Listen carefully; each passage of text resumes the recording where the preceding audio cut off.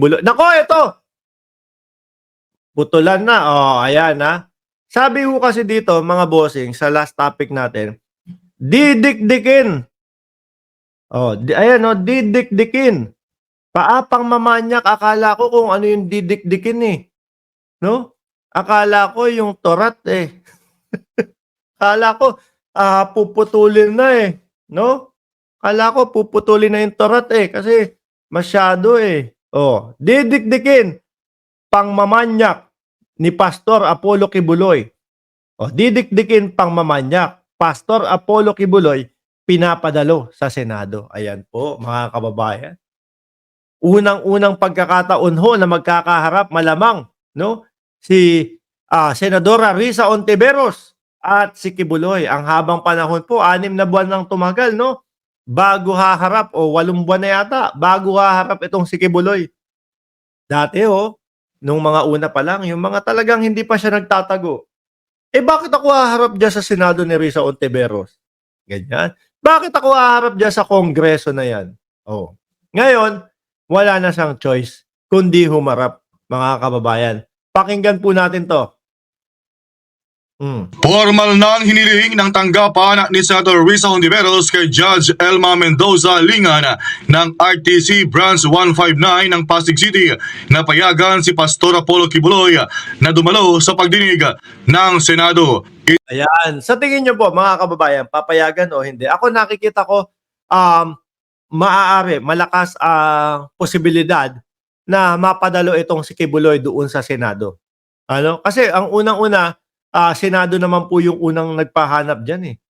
Senado naman po yung nagpatawag dyan kay Kibuloy eh. Senado ang unang-unang nagpaano ng warrant of arrest. At the same time, para mapag-aralan na din po kung ano yung sitwasyon, mga bossing. Makagawa ng batas sa mga kagaya nung sitwasyon ni Kibuloy. Di ba? Tinakda ang pagdinig sa October 23, 2024, ganap na alas 10 ng umaga. Ayan, mga bossing. Present tayo dyan, no? Kailan daw? October 20, kailan ulit? Atras nga natin. Magla-live ako dyan dito, mga kababayan. Dito mismo sa channel natin. Before, ganap na alas 10 ng umaga. Batid sa sulat ni Ontiveros, inaasahan ito ang October 24, alas 10 ng umaga. Anong date ba yun? October, Thursday? O baka naman 28. Parang 28 yung nakita ko eh. Oh. 28, 24. Ulitin ko nga. ng umaga. Batid sa sulat ni Ontiveros, ang pagdinig sa October 23, 2024, ganap na October 23. Ayun, 2024, alas 10. O yan, tandaan nyo po mga kababayan. Ilalive po natin yan dito sa ating alas channel. 10 ng umaga. Batid sa sulat ni Ontiveros, inaasahan ito ang positibong tugon rito ng hukuma. Maliban sa Pasig RTC, nagpadala rin ng sulat ang komite kay Judge Noel Parel ng Quezon City RTC Branch 106. Alam nyo po mga kababayan, itong mga pagpapatawag kay Kibuloy sa Senado, yan mga yan po, mga bossing. Para sa kanya din yan eh. Para maipaliwanag niya ng maayos yung kanyang sarili. Hindi yung, tignan nyo, humaba lang naman yung ano niya, proseso niya eh. Nung nagtago siya. Na-stress lang siya noon. Nasolusyonan ba? Hindi. At least ngayon, haharap na siya, maipapaliwanag niya. Masasabi niya na, hindi po totoo yan. Kasi po, nung mga panahong ito, nandito po ako sa ganitong lugar. Yan pong babae na yan, puro bintang lang po yan. Kasi ang ugali niyan, ganito, ganyan, etc. etc. Imbis na sinagot agad nila yon, wala, nagtago. Kaya po, mas nadiin sa mata ng taong bayan na guilty sila. Di ba? Na-guilty sila. Biruin mo, ikaw, merong gustong ipasagot sa'yo. Sagutin mo ito. Ay, hindi. Ayoko. Aalis na lang ako dito. Iisipin, wala, hindi masagot. Kaya umalis na lang. Pero kapag ikaw, sabi mo, sige, sagutin natin. Ngayon din. Alam ko, totoo yan. Bukas na lang, sasabihin noon. Hindi, ngayon na. Ipapaliwanag ko sa iyo kasi ganito yan. Para tapos na agad.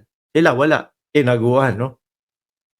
Kaya, tayong mamamayan, maiisip talaga natin guilty ang mga yan. Asahang ito ang magiging kauna-unahang pagdalo ni Kibuloy sa pagdinig matapos siyang magtago hanggang tuluyang maaresto.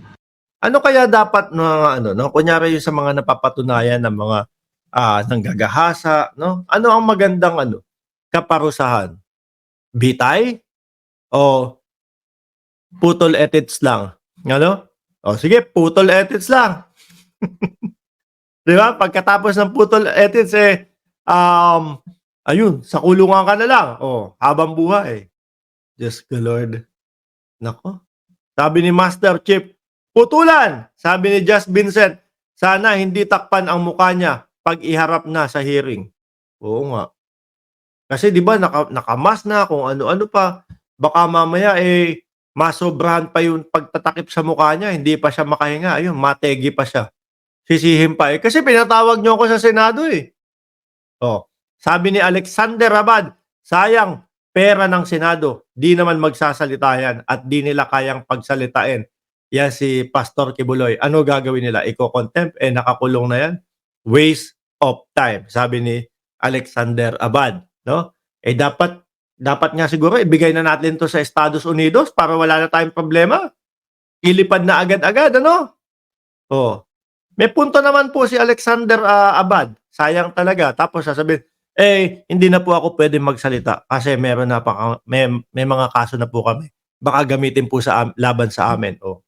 Kung i-contempt mo naman ang i-contempt, wala din.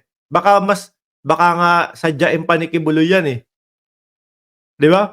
Baka sadyain pa ni Kibuloy na di na ako sasagot. At least dito may aircon. Doon sa oblo ko wala. Oh.